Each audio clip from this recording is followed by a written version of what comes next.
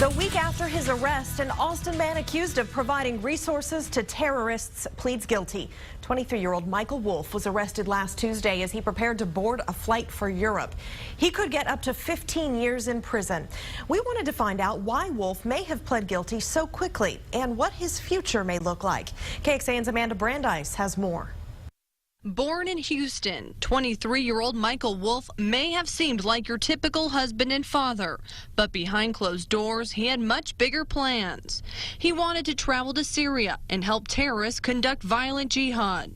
Throughout months of communication with an undercover agent, Wolf referred to the al-Qaeda representatives as righteous brothers. What you want to try to rule out is any individual coming from the United States to a foreign country to carry out an act of terrorism. But before he could carry out his plan, Wolf was arrested, pleading guilty just 10 days later, admitting to providing resources to terrorist group ISIS. Usually in these kinds of cases, your defense attorney is going to take two paths. They're either going to plead not guilty, or they're going to try to arrange for some sort of cooperation with the government. Wolf's facing 15 years in prison, which Burton says could be less with cooperation. You're going to want to peel back the onion, or the term we would use, walk back the cat, and try to develop more information from this kind of suspect. His guilty plea could also mean something else.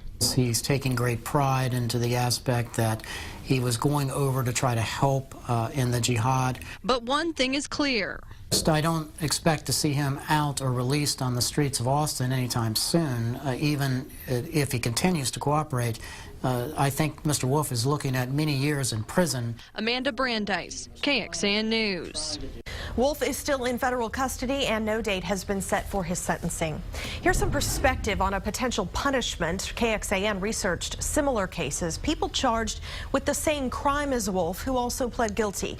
Going back to 2008, we found the lightest sentence was 3 years and 1 month. The longest sentence was 12.5 years. That case, however, included the suspect making an unregistered type of bomb in addition to providing material support to terrorists. As for the other local suspect arrested about the same time, but in an unrelated case, this man, Rahatul Khan, is still facing charges. The UT student living at his parents' home in Round Rock became a citizen in 2002. Federal documents accuse Khan of saying in an online chat room that he was recruiting fighters for jihad.